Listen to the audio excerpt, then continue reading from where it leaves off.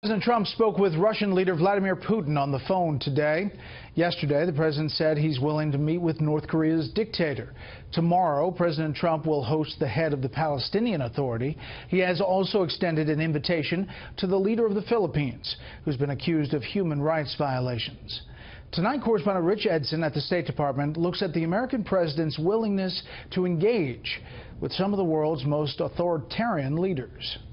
He told the last U.S. president to go to hell. This U.S. president has invited him to the White House. Rodrigo Duterte is president of the Philippines.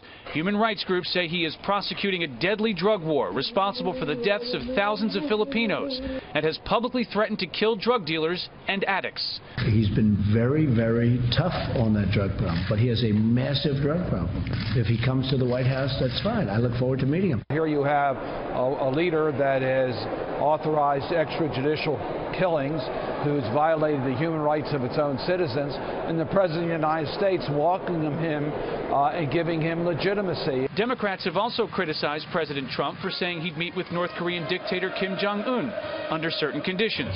The president congratulated Turkish President Recep Tayyip Erdogan on a referendum that helped him consolidate power, invited Thailand's prime minister to the White House, and has already hosted Egyptian President Abdel Fattah el-Sisi. We are very much behind President el-Sisi. Praise and invitations for world leaders human rights groups say are consistent violators of democratic principles. State Department officials say they often raise concerns about how these governments treat their citizens, adding they have discussed their differences with Philippine officials about their approach to the drug war.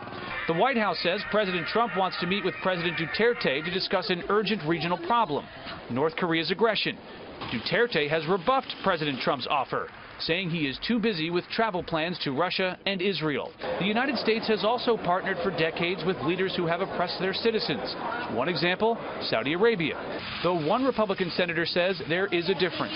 They are a very important ally in the Middle East, and so I would not compare the Saudi Arabian country and government with that of a Filipino dictator who is now violating all basic human rights laws with extrajudicial killing. And then there's the leader President Trump has received the most criticism for praising, Russian President Vladimir Putin. The two spoke today. They have also recently highlighted how the U.S.-Russia relationship has reached a low point, especially since President Trump's inauguration. Brett? More on all this with the panel. Rich Edson, live at the State Department. Rich, thank you.